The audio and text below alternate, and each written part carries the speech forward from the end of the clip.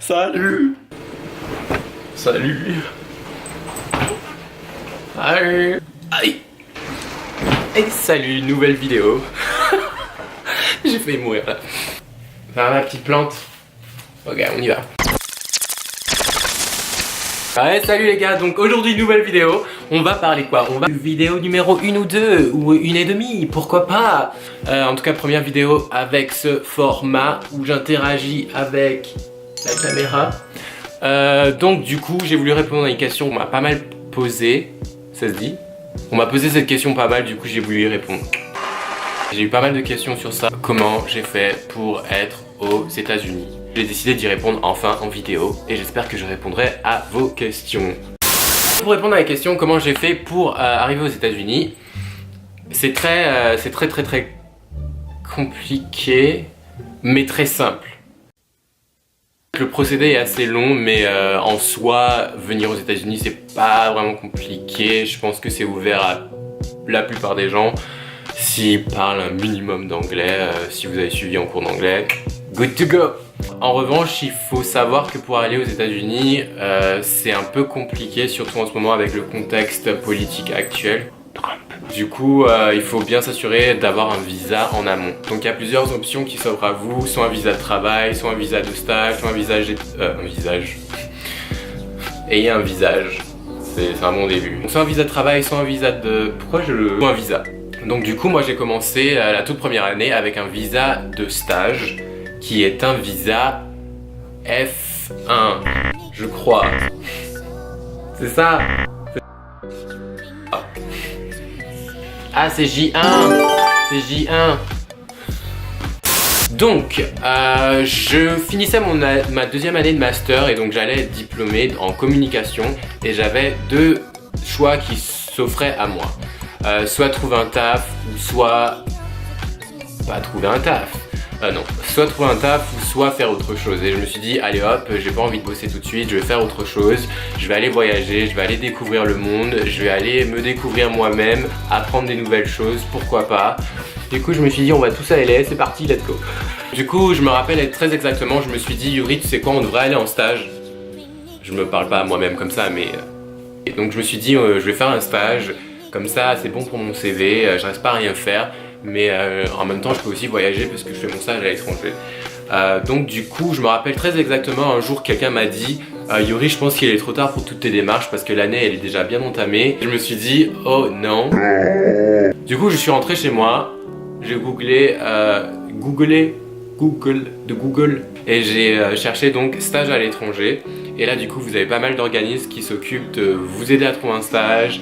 Moi j'ai choisi un des premiers organismes qui s'appelle My Internship Abroad. Donc My Internship Abroad, comment ça fonctionne? Je tiens à préciser que c'est pas sponsorisé, mais que si jamais ils veulent me sponsoriser...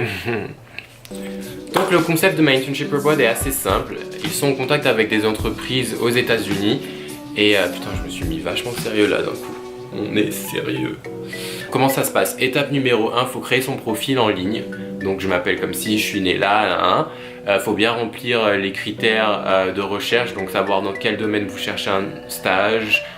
Moi pour le coup c'était la communication, donc c'était assez large, ça pouvait être journalisme, marketing, c'était assez large. Ensuite il y avait aussi le critère de la géolocalisation, non, géographique, bref. En gros faut dire où exactement on veut aller. Moi j'ai été assez vague avec ça puisque je me suis dit bon je suis assez désespéré. Ouais, donc ils sont en contact avec des entreprises et ils reçoivent les demandes de stage et donc du coup nous on a accès à toute leur liste. Et donc il suffit juste de sélectionner les offres qui nous plaisent et je crois qu'on a droit à 5 choix si je me trompe pas. Ensuite il y a un aller-retour entre l'entreprise et l'organisme. Donc j'ai fait mon CV en anglais qui avait l'air pas mal. Et ensuite j'ai postulé à plusieurs offres, notamment à Miami et en Californie, surtout Los Angeles. Et là je me suis dit bon voilà quoi, j'ai fait mon petit truc mais il va rien se passer. Et en fait la semaine d'après, ou même la même semaine je crois, j'ai reçu un appel et on m'a dit vous avez été accepté, vous voulez le stage ou pas, let's go c'est parti, welcome to America, hey. Moi du coup j'étais genre wow, qu'est-ce qui se passe? Déjà c'est trop rapide, qu'est-ce que je fais? Oh mon dieu, ah. Et donc du coup j'ai quand même décidé d'accepter parce que c'était juste une opportunité en or. On m'a accepté pour mon stage à Los Angeles. Une fois que c'est banco, une fois que vous avez été accepté par une entreprise, c'est à partir de là que vous commencez à payer. Je crois que si je me trompe pas, vous payez en fonction du nombre de mois que vous restez en stage. Donc ça c'est la première étape. Mais ce qui est cool avec My Internship Abroad, c'est qu'il s'occupe également de la deuxième étape qui est la paperasse administrative. Donc les démarches administratives, qu'est-ce que c'est? Je vais pas pouvoir répondre à la question parce que c'est trop chiant. Mais pour le coup, My Internship Abroad s'occupe de vous. J'ai trop l'impression de sponsoriser. Mais pour le coup, ils se sont occupés de moi. Il y a un truc sur la caméra. Oui, donc ils s'occupent de vous, ils s'occupent de vos démarches administratives et ils sont en contact avec les ambassades, etc. Donc ils savent un peu, enfin ils ont l'habitude, ils gèrent. Donc, normalement, votre agence de placement de stagiaires, donc My Internship Abroad dans mon cas, s'occupe de vous mettre en relation avec un sponsor. C'est quoi un sponsor? Bonne question, c'est quoi un sponsor? Alors un sponsor, c'est une société américaine privée qui va vous permettre d'obtenir votre visa. Donc ils font le lien entre votre pays d'origine et les États-Unis ou le pays dans lequel vous allez. Ils s'assurent que votre dossier il est bien monté, que vous avez tous les documents nécessaires. Donc ils vous envoient également des documents que vous devez renvoyer et signer. Ils vont vous demander vos photos, vos passeports, etc. etc.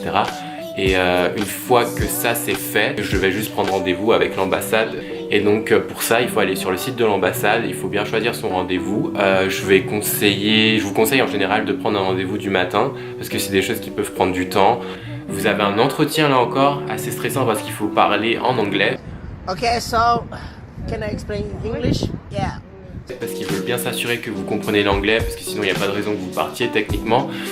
Surtout Trump. Donc du coup, une fois que vous êtes au guichet, on vous pose quelques questions assez basiques comme pourquoi vous partez aux États-Unis, what are you going to do, where are you going, what are you studying.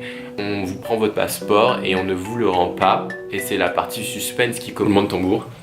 Et au bout de quelques jours normalement, vous devriez recevoir votre passeport dans la boîte aux lettres avec votre visa d'étudiant, de stagiaire plutôt, tamponné. Et voilà, le succès.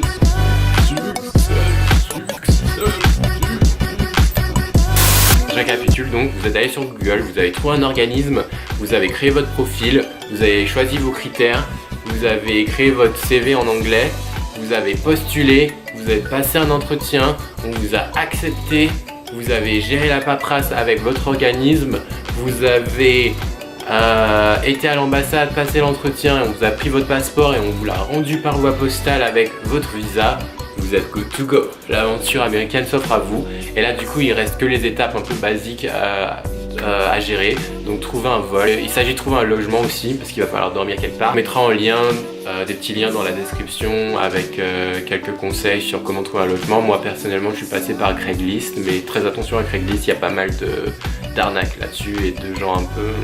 Si je voulais que tout le monde comprenne bien que c'est quelque chose qui est accessible à tout le monde, que si vous voulez partir demain, ben vous partez demain, enfin non pas demain mais... Donc voilà, j'ai voulu garder cette vidéo assez simple, j'ai voulu faire assez clair, j'espère que j'ai répondu à vos questions générales et si jamais vous avez d'autres questions, n'hésitez pas à me les poser en commentaire de cette vidéo ou vous pouvez m'appeler par téléphone, mon numéro c'est... Non, je plaisante. Mais oui, n'hésitez pas sur les réseaux sociaux, Instagram comme vous voulez, me poser des questions et j'essaierai d'y répondre.